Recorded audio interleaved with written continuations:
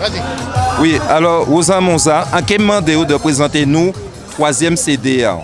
Ah ben troisième CD là, ça ben c'est pas sans CD qui ni tout dans maman qui a fait en conclusion que moi en grande période de mutation, en métamorphose et en camouflage aussi à des chrétiens. Moi mais en camouflage pour moi toujours à partir dans la ligne mélodique exprimer mot à la Guadeloupe. C'est pour ça qu'il écrit en français MAUX phrasé dans les phrasés musicales qui exprimeraient les mots de la Guadeloupe, de nos souffrances, mais pas seulement pour cela moyen, c'est pour donner aussi des bases et notre capacité à rebondir, notre capacité de résilience à faire face aux défis qui concernent la Guadeloupe.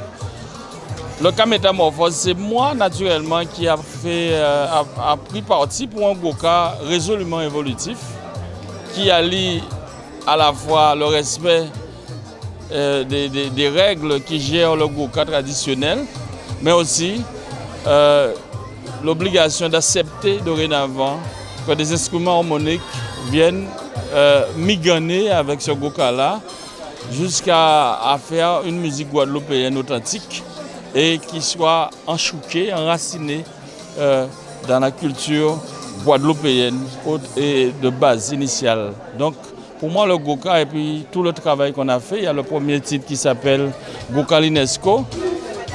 C'est l'aboutissement du long travail qu'on a mené avec le comité Lianage Reprise pour faire reconnaître cette musique-là comme étant une musique, plus qu'une musique, un patrimoine. Donc, quelque part, une partie de l'humanité à partager avec le reste de l'humanité et qui définit notre identité, qui nous singularise à travers l'apport que l'on peut apporter au tout monde, comme dirait Glissant. Donc, c'est un CD qui se veut pas seulement revendicatif, mais qui affirme un positionnement. C'est très bien. Un positionnement sur la Guadeloupe, sur nos mots et sur moi aussi mes interrogations.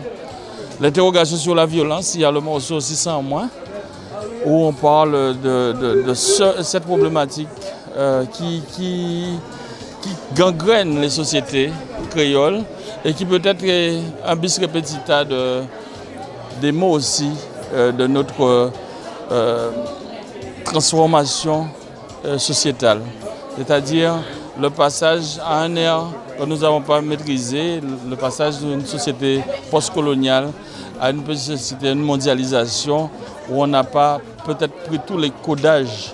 Et notre jeunesse qui a été le laissé pour compte de cette transition économique et sociale, pose quelques problèmes. La minorité, parce que c'est cette minorité-là qui est agissante. Moi, je dis que la majorité, c'est sur cette majorité de cette jeunesse-là qu'on doit se reposer et pour rebondir et pour refaire la Guadeloupe de demain. Il y a la métamorphose aussi par rapport au MACT, au Memorial Act, à travers la chanson Stigmate, où je parle. Il y a eu beaucoup de tollés, de paroles, de divisions sur le bien fondé ou non à réaliser un monument comme celui-ci. Mais je faisais appel juste aux paroles de Patrick Saint-Éloi qui disait qu'il fallait à tout prix que la Guadeloupe ou la Caraïbe, les fils de déportés, ait un monument aussi à la hauteur du crime commis. Donc je n'ai pas trop bien compris, d'autant plus qu'en entrant dans ce monument-là, j'avais l'impression d'une manière un peu plus mystique que c'était un lieu où reposaient les âmes 400 ans après des peuples, de nos parents déportés, de nos aînés. Et donc il était hors de question de prendre ceci à la légère.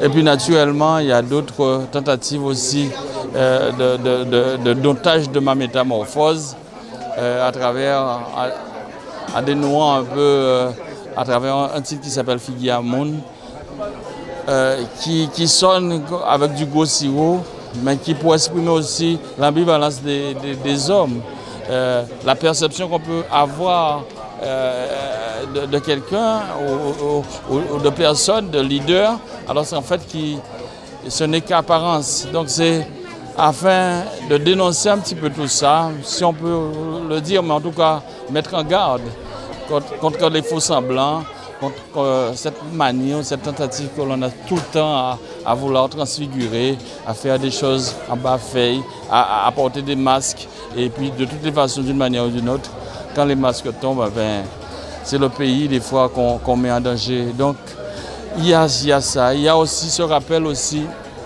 toujours dans cette transformation, dans cette quête de la métamorphose, de partir d'une chanson comme Mango Sauciez, qui est une musique traditionnelle chantée par les anciens. Mon grand-père chantait ça, tout comme Christine, tout comme Cancel qui chantait ça dans Les Roses. Donc j'ai fait un petit clin d'œil, un petit rappel, et puis j'ai posé la voix autrement, posé le rythme autrement afin que ce Gokala puisse aller dans d'autres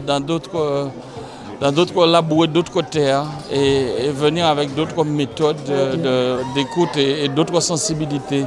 C'est l'apport, c'est toujours cette émotion-là, mais en y incluant des instruments harmoniques et autres. Merci beaucoup. Merci, c'est à nous.